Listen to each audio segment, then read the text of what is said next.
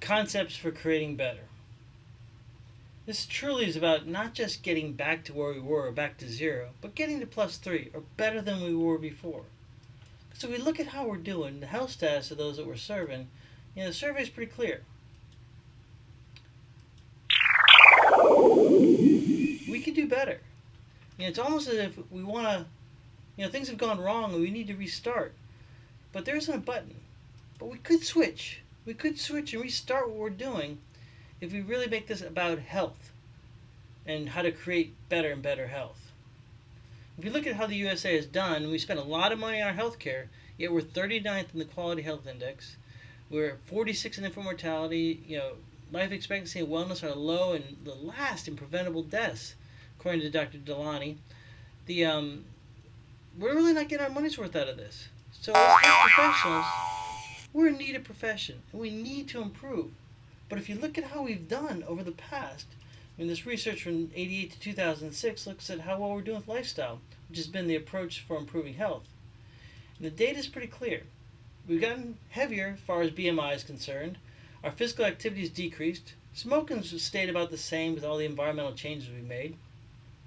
We're eating less fruits and vegetables and drinking more alcohol and adhering less to those health behaviors.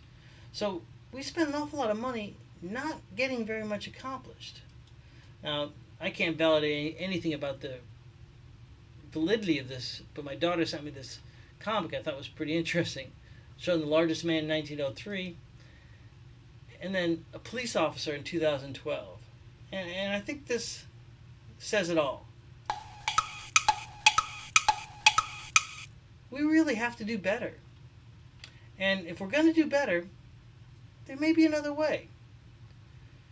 This short video, introduced me by the Heath brothers in one of their books, Decisive, I think talks about other ways. So I learned a new trick yesterday, and it really blew my mind, because I've been eating bananas forever, and I would always try to open it from the stem, like dig my finger in, maybe bite it, get that nice taste of banana in your mouth. But then a friend of mine, Brittany, saw me like struggling with it yesterday and showed me how monkeys open a banana. And you don't open it from the stem, just kind of pinch the tip, it'll split, and you peel it out like that. My whole adult life, I never knew the right way to open a banana. And now you do too. I just found that interesting.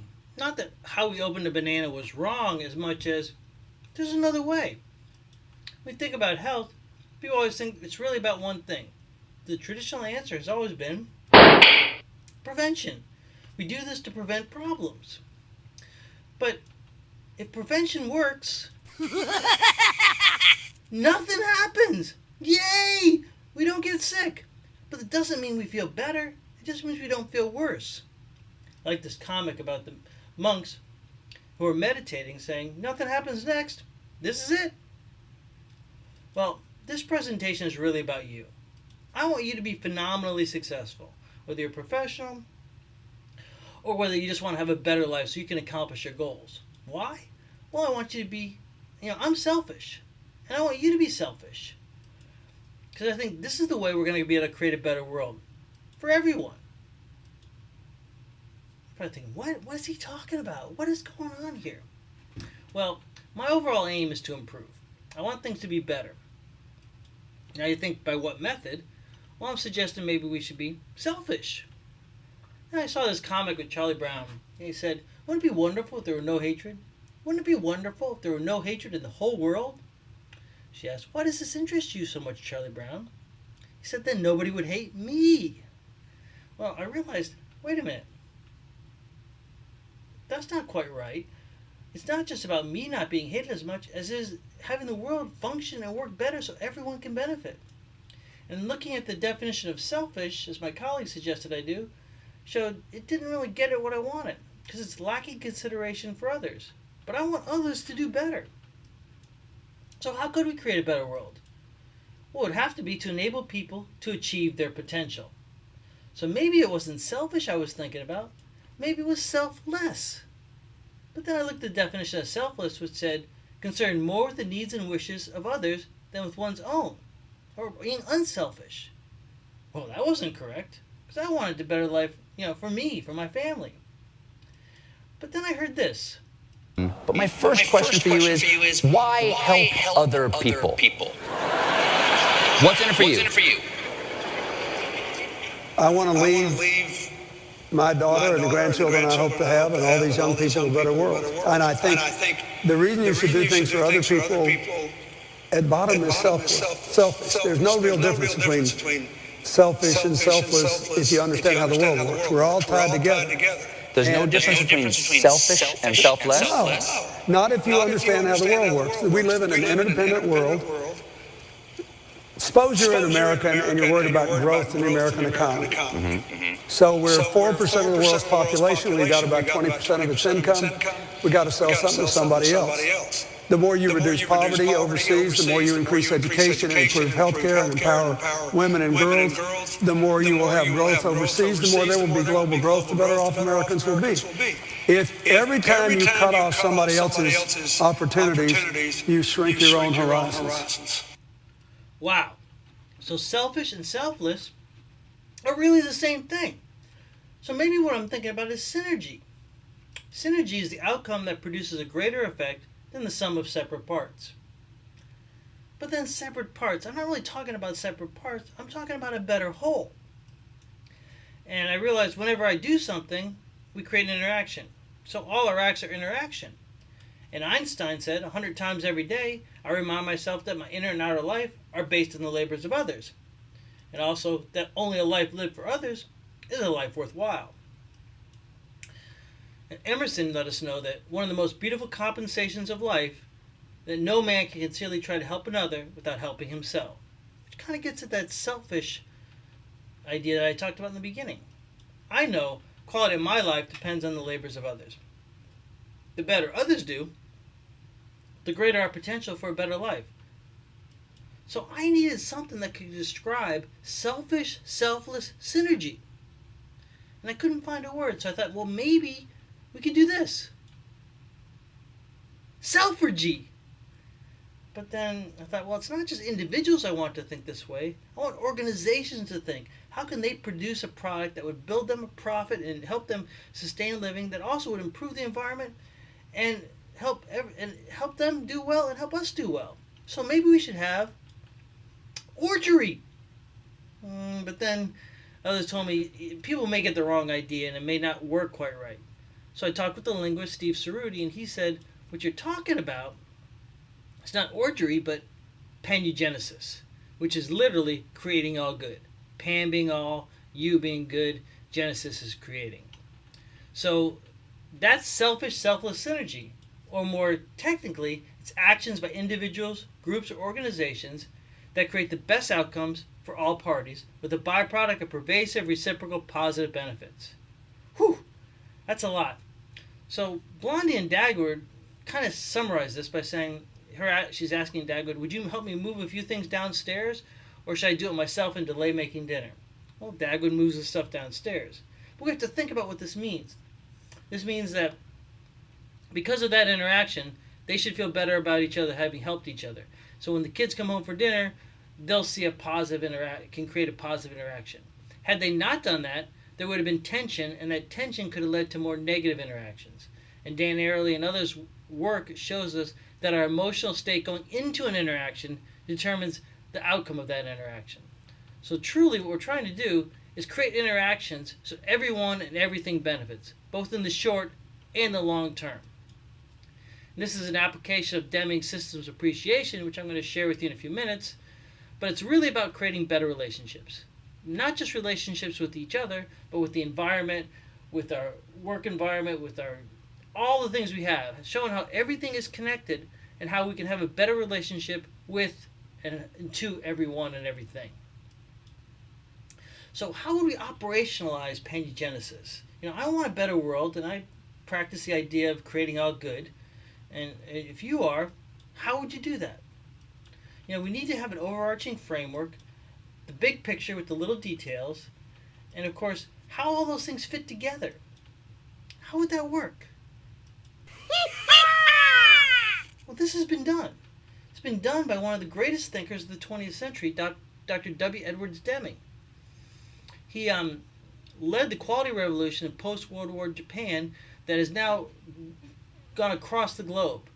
His institute, which still carries on his work by with his name and his work, now works throughout the world implementing quality management ideas and methods that has helped improve everyone and everything. The guiding principles that guide these efforts are what he called profound knowledge. First was the idea of systems appreciation. Now, systems appreciation is that everything is a system. We're all part of this system, and it's not a system that services us, but we're in service to the system, because making the system work better helps everyone benefit. That's a way we can practice the idea of creating all good. So along with systems appreciation and profound knowledge is the idea of variance and how things work out different. Not so much that things do turn out different, but how and why they turn out different, be it special or common causes, and how best to manage those differences to create desired outcomes. And the idea of knowledge, or the theory of knowledge, not so much what is known, but how do we create new knowledge that can lead to those better outcomes. And psychology, and how do we use this knowledge to best work with people and the differences in how we can turn out the best outcomes. And within all these, embedded with all these ideas, is the idea of continuous and never-ending improvement. We want to continually improve because of the idea of progress and adaptation. We're most happy and have experienced the greatest pleasure when we feel like we're making progress towards some internally generated goal, somewhere we want to achieve. But it's when we're making progress that's so exciting. Because when we do reach that goal, what happens is we adapt.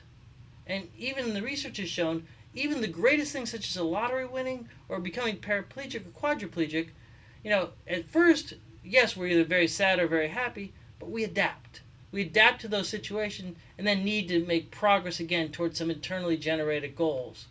Because that's when we experience the best. So it's all really about progress. How do we continually improve, and how do we keep making improvements? Now some ask, what is this idea of business for health? Well, Deming's model of quality management is not traditional. It's really about how do we move towards a positive. His idea was quality. I'm talking a lot about health gains, but it's really improving the quality of our health. Secondarily, benefit was there were less costs. And in health, there's certainly less problems as there was with any time you improve quality. And the focus is really not on how to have less bad things, but how to continually improve the process. So this provides us with a great guide and model to use to move towards improvement. Now, although we have this idea of profound knowledge and continually improving, it's somewhat on a wobbly base. What we need is leadership.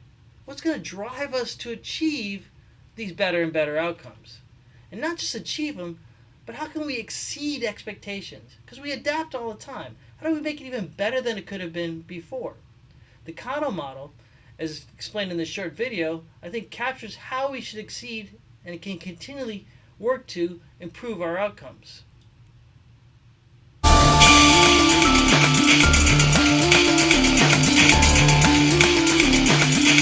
Is customer the most important word used in your business vocabulary? Are you consistently differentiating your product or service from the competition? How important is innovation to the long-term success of your company? And what are you doing about it? Discovering the Kano model, a critical first step to understanding your customer needs better than they understand their own needs. Few will argue the following 3 points. Value attracts customers. Quality earns respect. And innovation differentiates you from the competition. Many feel that value, quality, and innovation are 3 mutually exclusive goals. And the fact is that successful companies and products consistently deliver on all 3. The key to this success is unlocking the customer code, which is much easier said than done. Research has proved that the decisions customers make when buying products and service work at a conscious and subconscious level. What this means to us is that we must understand the customer's needs better than the customers can articulate their own needs. The point is simple here. Unlike conventional thinking in many companies, customers are only able to give you part of the formula for success. And if this is true, the question is, how can we gather all the necessary inputs and information to consistently design winning products and services that deliver value, quality, and innovation? Part of the answer lies in a model developed by Japan's Professor Noriaki Kano in the 1980s. His model describes three types of customer needs that occur on a conscious and subconscious level. If we miss any of these, we'll likely end up with a lukewarm offering that's not very competitive or profitable. The model starts with a set of axes where three types of needs will be plotted. The vertical axis is satisfaction level, from very satisfied on top to neutral in the middle to very dissatisfied on the bottom. The horizontal axis objectively describes how well each of these needs has been executed or fulfilled. All the way to the right, the need was executed very well. All the way to the left, executed very poorly or not at all. The first of the three types of needs are called performance needs. Performance needs can both satisfy your customer and dissatisfy them, depending on how well they're executed. These needs are at the top of your customer's mind and consciously evaluated when deciding which product or service to buy. Customers will typically speak about these when asked what's important. A product example might be fuel economy on a car. If a vehicle gets 12 miles per gallon, you'd likely be in the lower left portion of this model, 24 miles per gallon in the middle, and 65 in the upper right-hand portion. A service example is, let's say, check-in time at a hotel. If the hotel takes 10 minutes to check in, you'll likely be in the lower left-hand portion. 3 minutes, somewhere in the middle, and 20 seconds in the upper right-hand portion, very satisfied. The second type of needs are called basic needs. Their presence does not directly add to satisfaction, but their absence will result in extreme dissatisfaction. These are the needs that customers typically don't give much thought to unless they're violated. They're the givens, the items that are expected and taken for granted. A product example might be a car door's ability to miss the curb when parked next to it. If we hit the curb when opening the door, customers will obviously be quite upset. If the door easily clears the curb, it's business as usual. Customers are just neutral. A service example might be providing toilet paper in a hotel room. No toilet paper? The front desk is definitely going to hear about it. If you provide 3 extra rolls, your guests probably aren't going to be bragging to their friends. Their satisfaction just remains neutral. The third type of need are called excitement needs. These are the wows, the innovations that differentiate you from the competition and often yield higher margins. They delight the customer when delivered, but don't cause dissatisfaction when missing. Some companies call these USPs or UVPs, unique selling or value propositions, which play a critical role in the success of most profitable products and services because they are closely linked with emotions. A product example of this might be a car that has a standard outlet in the console that you can plug anything into. Imagine how convenient that would be. If it didn't have a standard outlet, the customer would just remain neutral. You don't miss what you never knew about. A service example might be a hospital that will order a meal from a patient's favorite outside restaurant and deliver it to their room. Again, if you don't have it, they're not going to be dissatisfied. A nice example of excitement quality that I personally experienced while on business in Scotland was a hotel that had a free decanter of scotch in every room. Excitement needs delight the customer when they're present, but do not result in any dissatisfaction when they're absent. An important note about this model is how needs change over time. History has proved that what was exciting yesterday will be asked for today and expected tomorrow. In other words, excitement qualities will become performance and eventually basic. Some examples of this phenomenon in the U.S. market include windshield wipers on a car, cameras integrated into cell phones, pay at the pump in a gas station, and even high-speed internet access in most hotels. The point here is to continually prime the pump with new ideas and innovations because most of those innovations will differentiate your product and service for only a brief period of time. To summarize, the Kano model very eloquently showed us what 3 classification of needs customers have. That's a big step, but not enough. We must now take the next step to determine how to effectively gather those 3 categories of needs. Ultimately, you should end up with a list of needs and attributes for each of the three Kano categories. So a key point to remember is typical VOC research must be enhanced to go beyond what the customers can tell us to uncover latent, unarticulated, and future needs. In other words, uncover the basic needs customers won't mention and the excitement needs they don't even realize they have.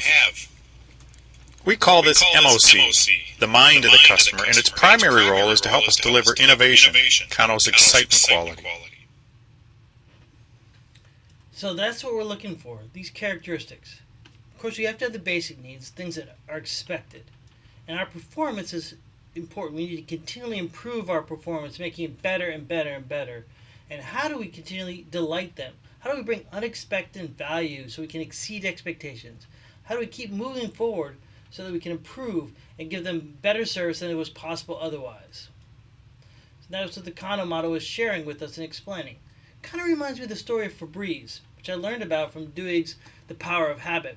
Procter & Gamble came up with this great new product that actually eliminated smell, but it wasn't selling.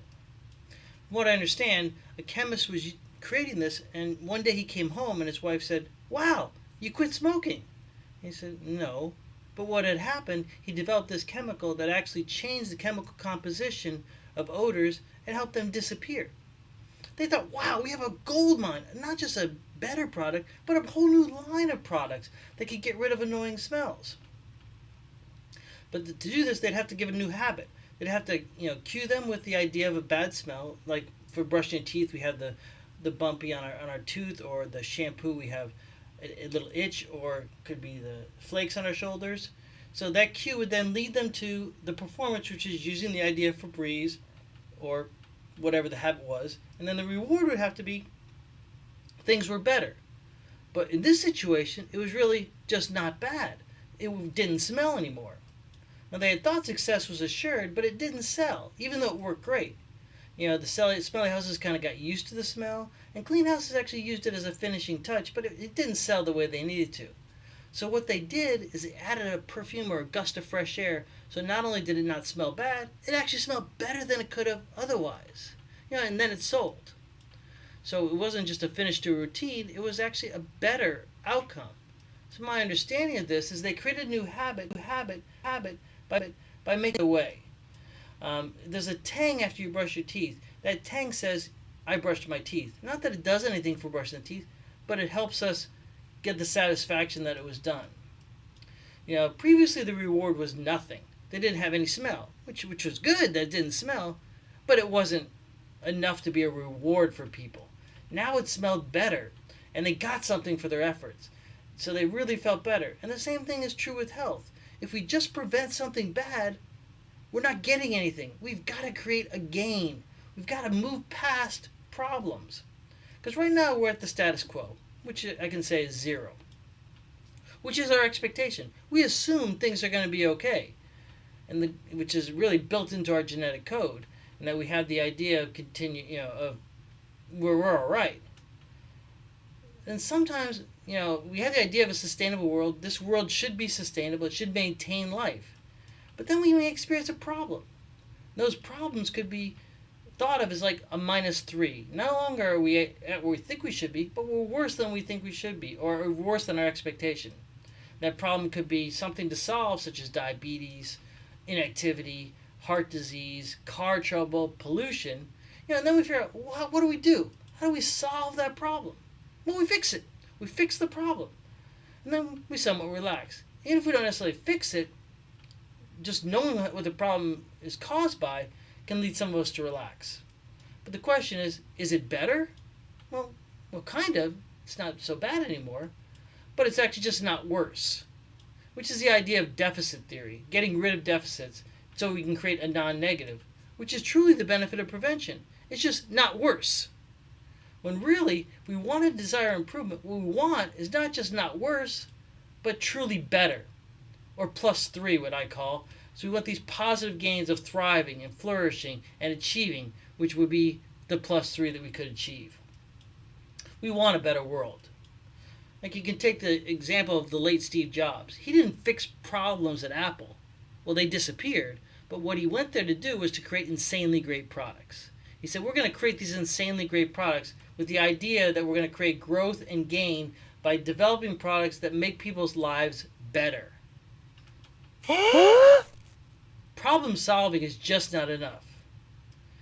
And, if you think about what this really means, or what I mean by not just problem solving, it's more than, if we desire improvement, we think about, should we start here with stress and pains or problems and eliminate those?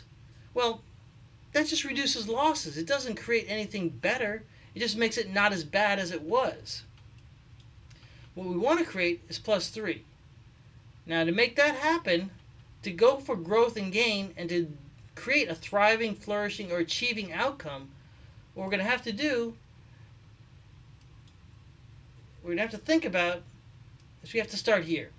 What is this idealized outcome? Not what's our problem, what do we have to fix? Where do we want to go? Who do we want to be? What do we want to achieve? That's where we have to start. Start with a better outcome that couldn't be achieved right now.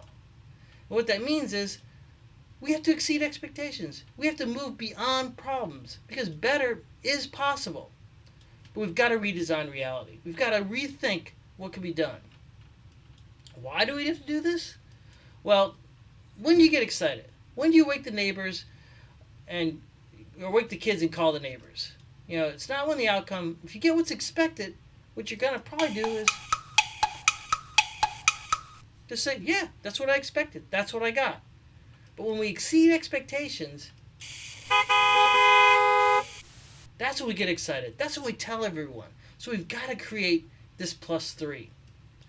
As Einstein told us, we can't solve problems using the same kind of thinking we used when we created them. We've got to think differently. After all, insanity is doing the same thing over and over, expecting different results.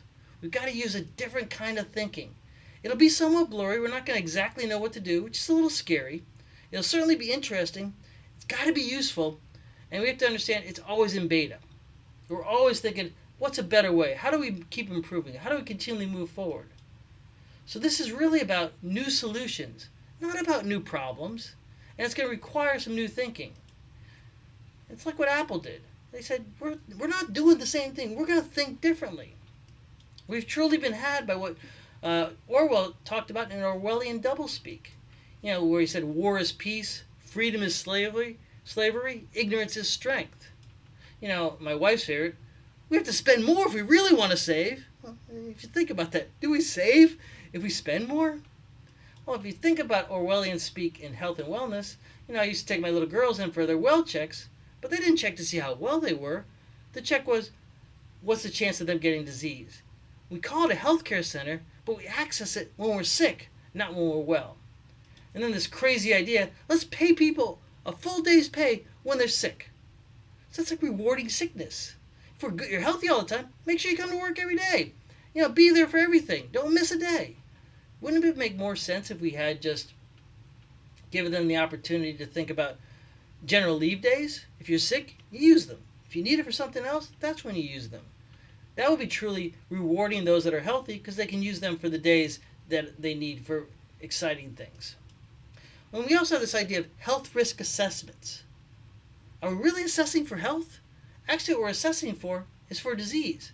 They should be IRAs or illness risk assessments. Because all these different Orwellian talk has led to the assumption that health is really no sickness. And you know what happens when you assume. Yeah, nobody wants to be one of those. So let's think about this a little bit differently. It's going to require some learning. My understanding and desire is that we can share information, ideas, challenge people's interpretation, and rethink while we're building a climate of support and helping each other grow. It's really a great opportunity. Seize this moment of curiosity and solve your doubts. If you let it pass, you may remain ignorant and not take a chance to challenge yourself. Because personal mastery is continually expanding our ability to create the results we want in life. It's not something we get so much as personal mastery is the idea of continuous and never-ending improvement. If you think about learning, a great way of thinking about the principles of learning were in Deming's profound changes, where he talked about it's a provisional nature of knowledge. To understand that knowledge is always subject to revision. And B, they talk about new knowledge can't jump into our head. We have to take some effort and really learn these new things. Also, the idea that we have to recognize everything's connected, the synergistic nature of knowledge, that it can't be, it should be true in others if it's true in one area. Knowledge can't be compartmented. I love Peggy Noonan, or the saying, what is important is to keep learning. We have to keep challenging ourselves, tolerate ambiguity, and understand in the end, there are no certain answers. There can just be better answers. Also, with these ideas of principles, we have to understand that because of these limitations that we know of, we're continually learning new things that will challenge, modify, and deepen our understanding. And we must use, as we learn, a higher order of thinking, examine and reflect on what we're doing, and consistently use that scientific method to test and increase our knowledge. Now, we've heard Confucius saying, I hear and I forget, I see and I remember, I do and I understand. But a colleague pointed out to me, sometimes we do things, it doesn't mean we understand it, we just did them. She said, really when we understand things is when we think about what we've done, which is similar to what Deming said, is that experience by itself can't teach us anything, because we need a theory or experience has no meaning. The theory gives us questions to ask, because without a theory we can't have learning. In other words, we need something, an expectation to measure it against. The theory says this is what should happen, and then experience will tell us what does happen. And comparing those two things, those standards, will gives us a chance to learn.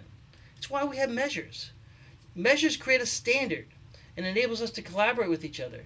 And standards are the necessary foundation from which tomorrow's improvement will be based. Because we have to look at what was to see what could be, or how if it's better than it was before. Taichi Ono told us that without standards, there can be no kaizen. Kaizen is the idea of continuous and never-ending improvement in Japanese. And it's these high standards that as students, we all must take and say, here's where I am, here's where I want to go, and measure against those standards.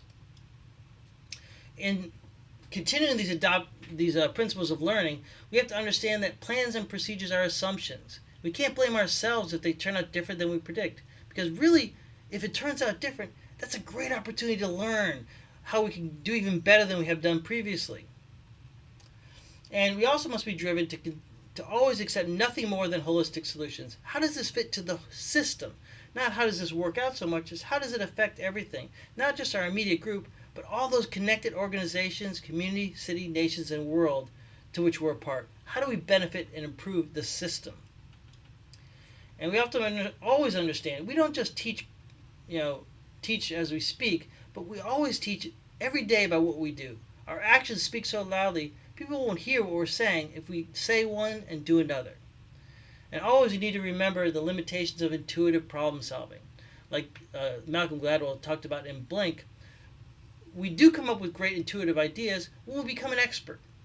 And then we can do those kind of things, but we always must question our intuition and make sure we're testing it to make sure it is correct and we're making good choices. Now there's gurus and there's teachers. A guru has this changeless doctrine, like this is the way it will always be. I don't think we have gurus. We have to be teachers, and I hope I'm being a teacher, so you'll test and build on ideas I'm presenting. I'm certainly trying to be that, and this idea of positive health leadership hopefully will give you some ideas that you can challenge, build, and improve to make things even better. I want you to innovate and always seek to exceed expectations. Peter Schultes gives us some great ways in his Leader's Handbook that gives us some ideas of how we can lead and help others. Now some say, I'm idealistic. Well, yeah, I am. Others think I'm naive. But I'm idealistic because I can believe there can be a better world. It was Hirschfield's book that said idealism is the difference between how things are and how they could be. But we know there's got to be work and knowledge to create this new world. It's not just something that happens. We actually have to create better. Naive is just that the belief we're already there, we just have to work harder, and we'll get that. But I don't think we have to work harder. We have to do things differently to create the outcome we desire. So it's going to require a little bit of a different thought process. Now, of course, you can say, well, this stuff can't be done. But we have to understand, it's not just things can't be done. There's also the idea these things can be done. How, we don't know yet. But as far as this is concerned, why it can't be done is almost irrelevant. That just provides you with an obstacle for how do you figure out how things can be done. And thoughts have to be about how they can be done. As Peggy Noonan said so clearly, cynicism is not realistic and tough, it's unrealistic and kind of cowardly. Because it just means you don't have to try. Well, if we're going to try, our thoughts have to be about why this can be done and how. How are we going to make this happen? It's really going to be about the process. It's all about the process and how do we continually work on and improve the process. Doing this will help the product or the outcomes take care of itself. It's all about value of adding a positive. Because as we continually improve health, prevention and problems will take care of itself. It's really common sense. Something, well, do we need this change? Because we're already pretty close. But really, we need a way to use common sense. Salutogenesis, the actual origins of health, is a great way to move towards health. And a way of representing this, if you look at this pile of random numbers, I'm going to give you a few seconds to look and try to get numbers 1 through 50 in order.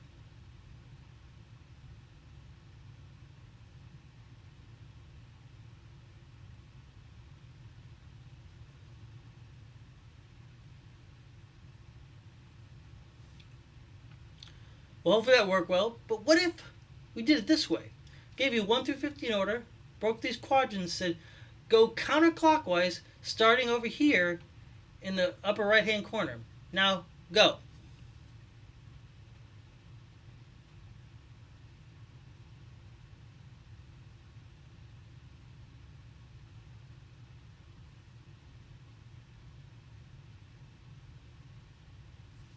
Good.